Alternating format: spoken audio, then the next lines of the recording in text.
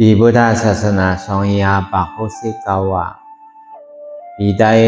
2889นี้ปีก็จ่าย387คู่เดินซีบได้ขึ้นมาว่าอะไรอยู่6ค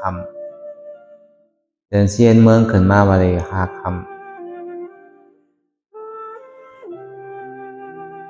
ปีคิดว่านี่28เดือนออกกาศปี2025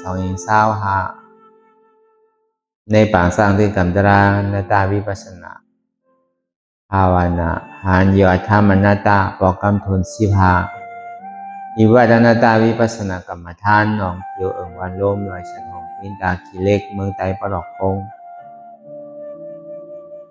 ในก็หอถึงมาวันทนเก่า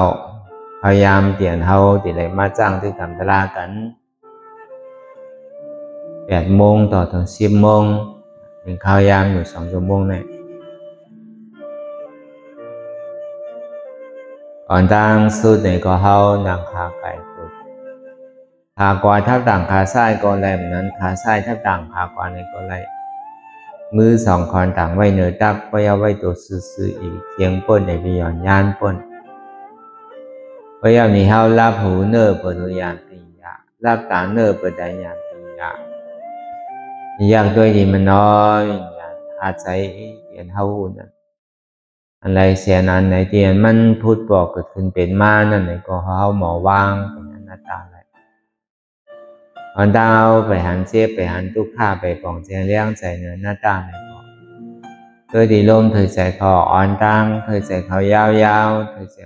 ยาวๆเคยใจเขาลึกเคยใจลึก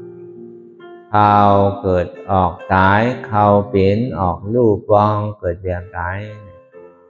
จะว่าเฮาตัวดอกเวลาแค่เฮามีญาณทั้งหันใจญาณทั้งวนสื่อใส่อันเฉพาะที่มันอู้เปิงแล้วตั้งแต่เสี่ยวต่อไปตีนได้มีอะไรพองนั้นที่ว่าเป็นเฮามีเฮาเตียนเฮาอู้เปิงพองเลยใครเข้าก็เข้าอยู่ใครออกก็ออกอยู่ใครป้องก็ป้องใครแบบนี้ก็แบบ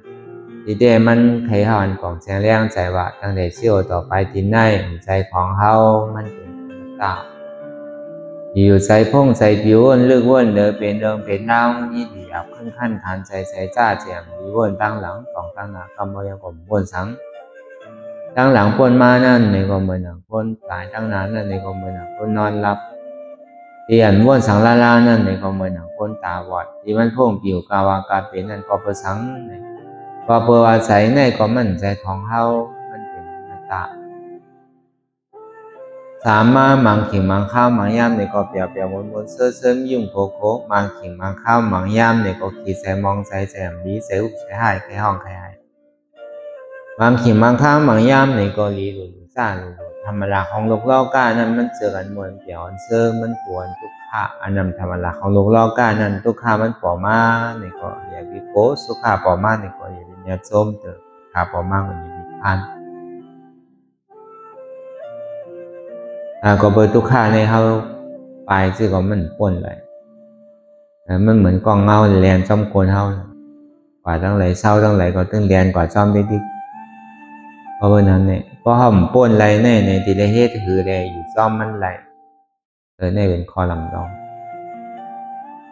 เขาป่นไรเขาสำเร็จได้เฮ็ดหูเลยอยู่จอมมันไหลพอเขาเห็นหูอยู่จอมมันไหลก็เหมือนน้ำไหลน้ำมันน้ำก็เป็นน้ำมันก็เป็นน้ำมันอยู่จอมกันอยู่ก็การมันติดกันเนี่ยอันนั้นตาเขาดีเลยพึกหมอไว้ว่างตัวว่างใสพอเขาอันนั้นหมันแม่นวนอันหมันแม่น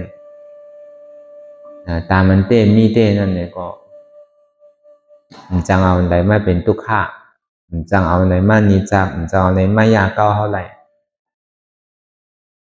วนนั้นในคอหมันแม่นคอนหันแหละมันวนนั้นที่เรียกว่าเป็นคอนหล่ำรองหรือเปิ้นดังเสียงเพราะเพื่อนในมันเป็นเส้นตั้งสายกลางเส้นตั้งสายกลางนั่นเทียงยานเอาสติอ่อนโหมเอาสมาธิอ่อนโหเพื่อจะเอาปัญญาอ่อนโหอันเอาปัญญาอ่อนโหนั่นเป็นเส้นตั้งสายกลาง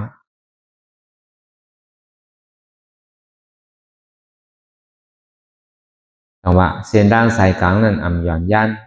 แล้วก็เคียงหนาก้าวกายโดยการไว้วางตัวใจเขานั่นพอเขาเคียงหนาก็มันซ้ำจังการจังสันเหมือนหมาเรากินกำกลโวพอเขาหย่อนยันหนาเนี่ยมันจังที่เขาใครแล้วใครนอนเหมือนตัวโวเคียงหย่อนยันป้นเหมือนก้นหอมันอันนั้นเคียงก่อมเคียงยันก่อมยัน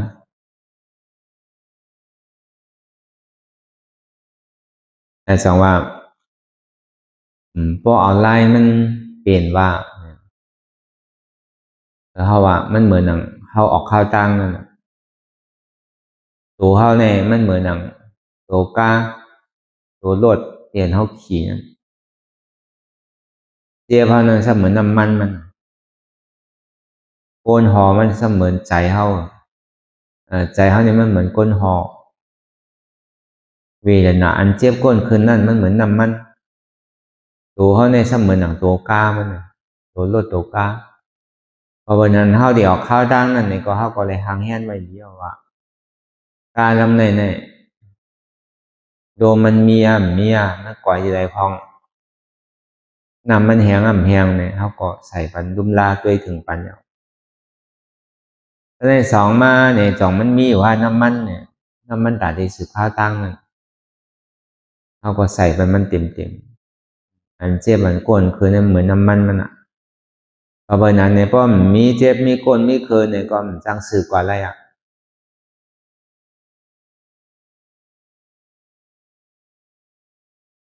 อันเจ็บอันก้นคือเนี่ยมันเป็นน้ำมันอ่ะตัดดีเหยียบกว่าอะไรตั้งนานนั่นถ้าในใส่เขาเนี่ยถ้าเหมือนก้นหอมันนั่นต้องว่าไว้ใจมันหนังก้นหอมันนั่นตัวเลเจ็บเนี่ยมันเป็นเครือเข้าขี่อันตัวตั้งเนี่ยมันเป็นไสอันไปหู้จักตั้งเธอนั่นในก่อดีเลยเห็นหู้เอาลองตั้งอันนั้นมันเมียนเสียนตั้งเตียนเท่าดีกว่านั่นการเท่าดีเทียบตัดสืบกว่าตั้งนานเลยขึ้นร้อยเลยสังกว่าซื่อเลยสังเท่าไหร่ก็เอาวัวนั้นมันเมียนเป็นว่ามือซื่อว่าก็ดีมือด้วยซื่อๆของหางแหนตัวเป็นว่าขึ้นร้อยว่าก็ดีขึ้นร้อยด้วยด้วยเป็นว่าล่วงร้อยว่าก็ดีล่วงด้วยด้วยนี่คนหอมันมีอย่างนี้ก็ท่านดีเลยคนมีคนบอกในเส้นตั้งเขาหลิ่มกว่าเส้นตั้งพิษนั่นถึงพออะไรถึงเตียนมันใครถึงน่ะถึงไปฮอดปอตีมันใครไรฮอดนั่น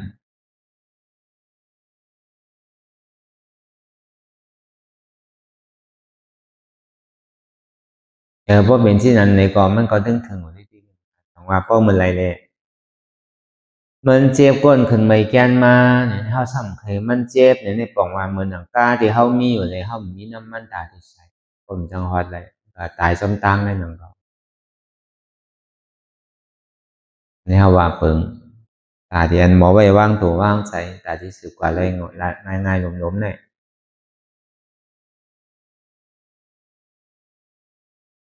เพราะพระเป็นสาวาได้หอยอนี่ซ้ำนักการสี่การล่ามันเหมือนหนังคนหอรอโว้นั่นทีไรมีเขายังงานไว้ดังหนาที่เมื่อทีไรเศร้าทีไรทีในกว่าที่ปุ่นในใจเขาย่ามมองกาหือมันก็หางแฮนรอมันไว้หางแฮนโวไว้อันโวมันกินเยอะกินยาอันโวมันกินน้ำดีๆแห้งแต่ดีเอากว่าแน่มันเปลียงปอยเอาอะในข้าวดังยามหนึ่งแน่แต่พอเปลียงปอก็ตัวล่อก็มันภาคมันควายมันคนทีไรมันก็จะขึ้นขี่ล่อพอขึ้นขี่ล่อเนี่ยก็จะเลยทิ้งโว้ยอย่างนั้นพอดีกว่าซื่อๆเนี่ยก็ดีเลยทิ้งอะไรพัดกว่าก็เลี้ยวซ้ายก็ดีเลยพัดเลี้ยวกว่าก็ดีเลยพัดอ่ะดีเลยตัวโบนั่นอยู่เฉยๆก็ปล่อยเอาใจโววางมันอะไรทำใครกึดก็กึดใครกินก็กินใครเยียวก็เยียวใครป้อหันก็หันปุ้งแค่นั้นมันถึงใครกว่าตั้งไรก็เดียวเพราะวันนั้นอ่ะพอเอาสมาธิว่าได้มันเหมือนใจโวเหมือนตัวโวพอสติว่าแห้งเนี่ยฮะเหมือนหมาเราโวกินซ้ำคนโวพอเอาหยาดปียาวานเนี่ยฮะเหมือนหนังก้นหอมมันต้องว่าเป้าหมายพอยังงั้นเตียนเฮาอ่านไว้นั่น ที่ฐานไว้ในก็ว่าแล้วก็ในสมาวายามะเนี่ยเป็นเท่าว่าการตั้งใจหมั่นแม่นและว่าการอธิษฐานตั้งคัดใจหมั่นแม่นมันปาในสมาวายามะในอริยมรรคแปดเปิงเนี่ยที่ได้มีเส้นตั้งเตียนว่างไว้อธิษฐานเตียนมีไว้นะเข้าตั้งเตียนเข้าสืบนังตะลานเนี่ยเพราะว่า2 ชั่วโมงก็เลย2 ชั่วโมง3 ก็เลย3 4ก็เลย4สมาธิที่สมาสติเนี่ยสติตื่นหูอยู่ตัวอยู่กับปัจจุบันพยายามเดี๋ยวมันจะว่ากลุ่มก็คือมันบนกว่ากาวางกาเป็นมีขอบมีแหลนกำบนตั้งหลังปองตั้งน้ำใส่อันมันมีอยู่เป็นอยู่มาเลี้ยวแน่พวกอันที่มันมีอยู่เป็นอยู่ที่มันแป้อยู่มาเลี้ยวแน่ด้วยดีได้เฮ็ดสังอยู่การพยายามมาเลี้ยวแน่เขาเฮ็ดการสังอยู่เข้าใจแลการที่อันเฮ็ดอยู่มาเลี้ยวแน่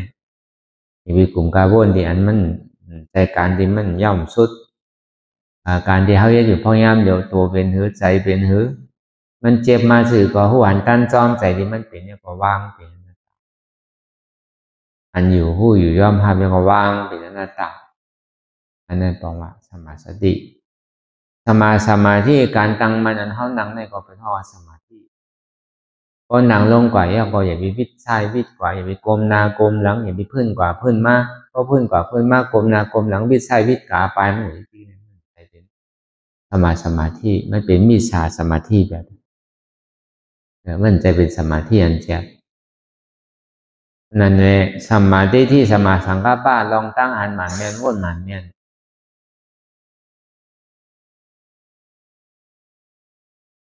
หันว่าตั้งแต่สิโอต่อไปทีนี้มีอะไรอย่างนี้เสยลองเตียนเท่าที่ว่าอุปเปิงพ่องำเหนือมันอะไรเนี่ยตั้งหันหมันเมียน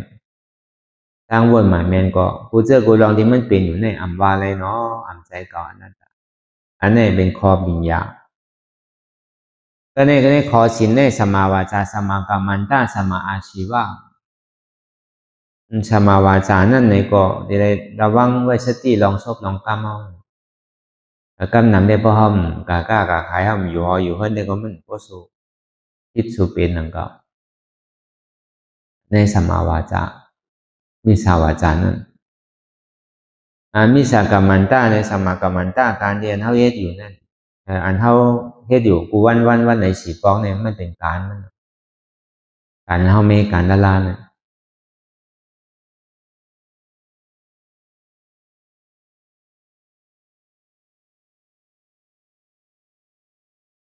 โดยเสียการต่างเสื้อต่างเราในห้องเมียโดยเสียการละลานในที่ห้องเป็นสมากรรมันตา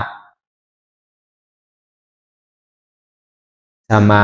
อาชีวะในการเรียนอาสาสายใจเฮาเนี่ยก็เหมือนนั้นมีตามเกิดเอาเพิ่นเฮ็ดเพิ่นรู้เพิ่นว่าไอ้จังว่าศีลแต่ดีจึงปลอดเข้าใช้ได้เนี่ยเพราะเฮามาจ้างก็มันเป็นไรนั่นก็พออยู่เพิ่นในมันใจห้อมอยู่ในอุกอยู่ในรัดตั้งกาตั้งขายอยู่ในเปียดได้เหรียญอยู่ในเหตุการณ์ถูกว่าถูกก้มหัวผิดพ้องถูกพ้องล้อเล่ส่วนสารกันการเรียนอาสาสายใจเนี่ยก็เหมือนนั้นนั่นก็ผิดพ้องถูกพ้องผิดไปนำถูกใบเก๋นั่นน่ะจังว่าตาที่เฮ็ดมันมีศีลไรเนี่ยมันหยาบพออยู่เพิ่นเฮาตึกอยู่กาดเฮาตึกอยู่เพิ่นตึกเฮ็ดหาเรื่องต้องเรื่องซบแน่ถ้ามันดีรอดลองตั้งลานหมันแม่นการลานหมันแม่นการเฮ็ดหมันแม่นเนี่ยบ่สูงเป็นอันรอดหยาบเด้ก็เป็นนั้นเฮามาจ้างตึกกังเนี่ยจังว่ามันรอดแล้วรอดดีก็เป็นศีลก็ศีลก็ใช้สมาธิใจก็นิ่มวิปัสสนาญาณก็เกิดศีลใสใจนิ่มญาณเกิดศีลในเฮ็ดเฮาโตใสใจใสสมาธิในเฮ็ดเฮาโตนิ่มใจนิ่มวิปัสสนาในเฮ็ดญาณเฮาเกิดแต่ที่ตัดแปลงกิเลสในสัมติได้เอาวิปัสสนาเอาการวิปัสสนาตัดเดี๋ยวนี้ขันไรเพื่อการแต่ที่เฮ็ดถึงมันใสไรแต่ที่เฮ็ดถึงมันนิ่มไรเนี่ยเพราะน้ำมันใสก็มันจังนิ่มพอเมื่อไหนน้ำมันใสมากมันก็นิ่มมากพอนิ่มมากก็มันก็หันดีๆพอมันตึกขุ่นตึกโมอยู่น้ำมันตึกพงตึกโกอยู่ได้ก็มันหันไรน้ำใสมันนิ่มไรเพราะมันนิ่มไรก็ตาที่หันคือมันเพราะหมันแม่นได้มันหันไรแต่ที่ว่าน้ำมันแม่นก็มันบนไร ก็เปิดนั่นแหละมันจอยเหลือกันนั่นน่ะปัญญาศีลสมาธิเนี่ยสองวันศีลเนี่ยที่ให้เราตัวใส่ใจใส่เหมือนหนังน้ำมันขุ่นไปอย่างก็ให้ถึงมันใสสมาธินี้ให้เราตัวนิ่มใจนิ่มพอมันใสมาอย่างก็น้ำมันนิ่มมันพองมันบิวมันกลนกังเนี่ยก็มันก็นิ่มน้ำเพราะว่ามันนิ่มมากกว่าใสพอใสมากกว่านิ่มแต่ในพอมันนิ่มมันใสมาอย่างในมันมีสังพองมีปลามีผูมีหอยข้อหันมีอย่างพองในมันจะที่หันตาหันนั้นวันพอมันหันยาวเนี่ยมันจะที่หัวอันนี้เป็นปลาอันนี้เป็นปูอันนี้เป็นกุ้งอันนี้เป็นเยื่อเป็นยาอันนี้เป็นหินมันเนี่ยก็หันมาหูมามันเป็นที่นั้นในเส้นทางสายกลางในอริยมรรคแปดเปิงเนี่ยก็การพอเป็นคอนสำรองมันเต้ๆเนี่ยพอมันนั่งลอกไล่แต่ที่ให้ถึงมันไวมันหนูใจข้าวยำน้ำหนูทิ้งศีลป่นหนูทิ้งสมาธิป่นพอหนังขาไก่กุดไว้ยาวเนี่ยก็มาดีตัวก็ฮัดจุนตัวมาดีใจฮัดจุนใจมาดีเจ็บก็ฮัดจุนเจ็บศีลนี่ก็ใสมากสมาธินี่ก็นิ่มมากอันนี้ไล่ไว้มันพอเขาวนหมันแม่แนวเนี่ยก็วนหมันแม่ตั้งหันหมันแม่แนวเนี่ยก็ลองตั้งบทอันติดตามกับกันมานะอันมันเป็นปลายเป็นหางมันนั่นเนี่ยก็หมันแม่นกว่าเซ็งๆก็เดียวมันมีดีผู้นำนั่นพอผู้นำมันหมันแม่นเนี่ยก็หมันแม่นเซ็งๆผู้นำมันเป็นสังอะไรเป็นปิญญาพอลองตั้งหันหมันแม่นลองตั้งวนหมันแม่แนวเนี่ยก็ผู้เชื่อก็มันก็หมันแม่นมาซ้อมทั้งหมดทั้งสิ้นโดยการมันมีลายมันนั่นลายตาที่หันหมันแม่นวนหมันแม่นนี่แหละอยู่จุกอะไรวนหมันแม่นนั่งหมันแม่นเพราะมันเฮ็ดไรอยู่นอนในจุกวนหมันแม่นลำหมันแม่นก็เฮ็ดไรอยู่เลยนอนในจุกนอนในวนในหันในก็ไรนั่นก็กลายเป็นมันนั่งก็มันนั่งก็มันไปหันเตออันนั้นแม่นเพื่อการตัดดินนั่งห้องห้ามอะไรก็นั่งหย่อนย่านหนาก็มันดีเคียงหนาก็ห้ามดีที่ได้ไว้หมันซื่อตัวเขานั้นเหมือนเขาว่ามาตั้งแต่เงาเอาวางเนื้อไส้ก็เลยเอาไส้วางเนื้อกาก็เลยคือมันหนิมคือมันเจ็บเพ่งอันนำลองในเขาหลวงพ่อว่าคือมันเจ็บเพ่งมันจะกับเว้าทีหนึ่งเจ็บทีหนึ่งใจเพราะเขานั่งเขาหูลงไรนั่งเขาเนี่ยพอนั่งที่ไหนได้เจ็บมันดีมาดีมันดีเพ่งเดียวพอนั่งที่ไหนได้พอเจ็บติดขามอะไรอยู่อย่าไปกับว่นรอนขามอะไรอยู่นั่งซื่ออะไรเจ็บมันดีเกิดไว้ใจมันดีนิ่มไว้นั่งซื่อเลยเจ็บมันดีเพ่งนั่นแต่เนี่ยเป็นลำลองในเปิ้นเสียงเพราะว่าผู้ไล่นังมันเนี่ยก็อยู่ไล่เนี่ยกูบอกมันบอกเขานังว่าอะไรเป็น4 ชั่วโมง5 ชั่วโมง6 ชั่วโมงเนี่ยก็เพื่อเขาต่างสูงก็เพื่อเขายำนังต่างเตรียมก็เพื่อมันหันเจ็บเพื่อว่ามันหันเจ็บเนี่ยก็มันจังหันตะลาเลยก็หันทุกข้าก็มันหันตะลาเลยเป็นสมาธิที่เข้าในสมาธิที่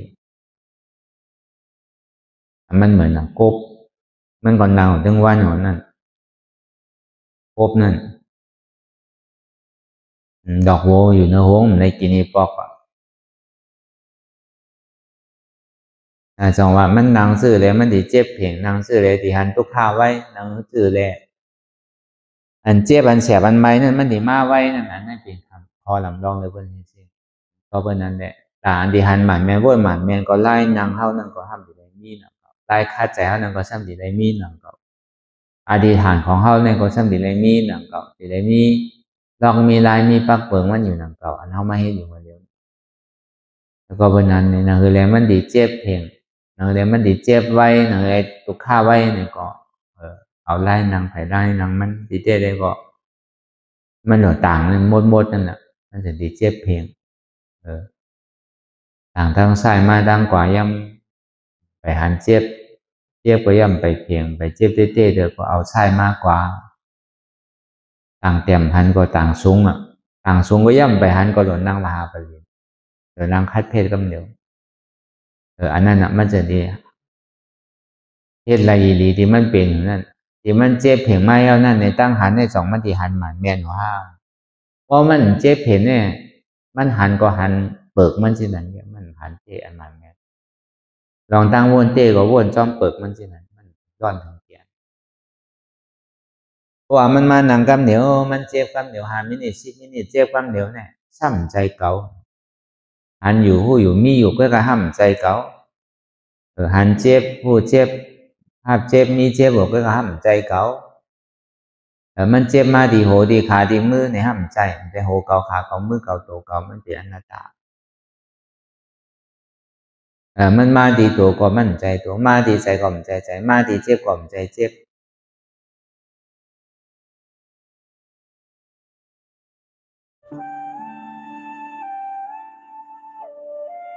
วนลองเปิ้นก็มีเปิ้นวนลองเฮาก็มีเฮาวนลองเขาก็มีเขาวนลองเก่าก็มีเก่าลองตั้งหันที่หันมาตั้งปื้อตั้งโมตั้งเสียงเนี่ยถามว่ามันหนังยาวมันสั่งถูกหมันแม่นยาวในซึ่งตั้งหันก็หมันแม่นยาวในซึ่งตั้งวนก็หมันแม่นยาวในก็มันตึงตีหันเตหันนั้นเตไรอันเตเป็นอันเตพอไล่หนังไล่วางมันใจมันหันเต้เนี่ยมันเหมือนฝึกมันถึงร้อนมันตัวเตเยือนอดกว่าเช่นนั้นเยือนจอมลมเยือนจอมแรงจอมลมกว่าเช่นนั้นแล้วก็พอมันตึงเจ็บตึงปวดตึงเมื่อยตึงแกนขานพวกขานใจหนาวอ่ะมันเจ็บมันขึ้นมาบางปอพวกใครพูดใครขาดบางปอกใจพวกใครขาดเป็นกำพอเจ็บกว่าตั้งโมตั้งเสียงอ่ะตั้งซ้ายตั้งออกตั้งหองตั้งสั้นเนี่ยมีอะไรเหมือนหนังมีเก่าก็เลี้ยวมีเฮาก็เลี้ยวไปมันหนวดเจ็บหมอขนาดน่ะเจ็บพอใจพวกใครพูดใครขาดเฮาซ้ำบอกวนว่างว่าอ๋อมันใจตัวเก่ารู้ไหมทั้งที่น้ำตาก็พวกใครออกอ่ะหาพวกใครพูดอ่ะบางปอกเตียงใส่โจกใส่ห้อนเสียบไม่ใส่ก็กันใจกันค่อยเลยยอมห้าเพื่อมันป้นอะไรว่ามันใจเก่าอยู่ในอนัตตาตึงวายหยาบก็ตึงขามหยาบก็ยังขามอะไรอยู่เนี่ยอันนี้ตั้งหันเนี่ยหันหลังแมนเจตั้งวนหมันแมนเนี่ยก็เหมือนนั่นหนังเขาว่ามันมาว่ามันมีที่รองตั้งเทียบตั้งโลกกว่าวนกับทัดกับsángกว่าเสริงกับซิมกว่าปลายที่แล้วอ่ะมันมากกว่ากายที่แล้วยอมทำอะไรบ้างหน้าตาอะไรตึงเจี๊ยบกว่าตึงเพื่อคือว่างตึงเจี๊ยบใจก็เพื่อคือว่างตั้งเจี๊ยบกว่าตั้งเสียงก็เพื่อคือว่างเจี๊ยบโตก็ว่างโตเจี๊ยบใจก็ว่างใจนี่มันเจี๊ยบก็ว่างเจี๊ยบหันเปินก็ว่างเปินหันเขาก็ว่างเขาหันเท่าก็ว่างเท่าหันเขาก็ว่างเขาอย่างว่าตั้งหันตั้งวนอย่างนี้เนี่ยมันจะดีเป็นอันหมันเนี่ยเตี้ย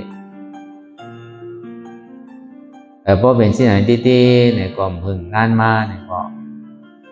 อัตราที่วิจิกิจฉาเนี่ยมันติดตกกว่าเพราะมันตกกว่าย่ออันเจ้าเลยทุกขันเนี่ยก็มันก็หายกว่า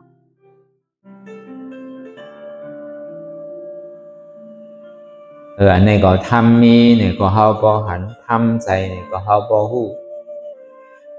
ต้องว่าทำมีหันในหันสังหันเจ็บทำใจฮู้ในฮู้สังฮู้เจ็บหันเจ็บฮู้เจ็บหันทุกข้าหูทุกข้าก็อะไรหันทุกข้าก็นั่นหันทำก็ได้หันทำก็นั่นหันพลานั่นก็หันเจ็บก็หันทุกข้าก็หันตราก็หันทำก็หันพลาเลยจังว่า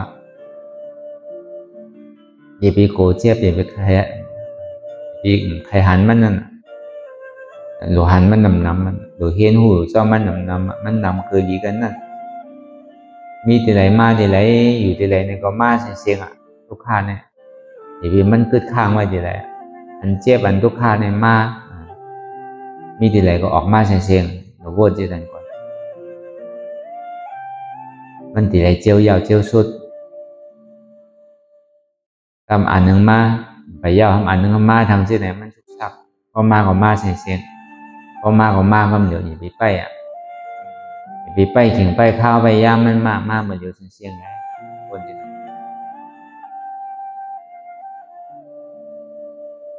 ทำมีหันว่าอ่ำใจโหเกาขาเกามือเกาโถเกาใจเกาทำใจหัวมันเป็นอนัตตาในก่อเหือวนยาวขายามอย่าไปว่าไพ่อย่าไปว่าเทิงนะอันเขาหันอันเขาวนเขาหันนั่น คือมันเพ่งเพ่งกันกว่าว่นต่อถึงเสียบมันก็สุดว่นต่อถึงทุกข้านั่นก็สุดแต่ต่อถึงอัตตานั่นก็โตพุทธขาดกว่าอันใดที่มันพูดต่อเกิดขึ้นเป็นมานั่นในก็เฮาพอหมอว่นวางแทบตัดเป็นอนัตตาสัพพอใด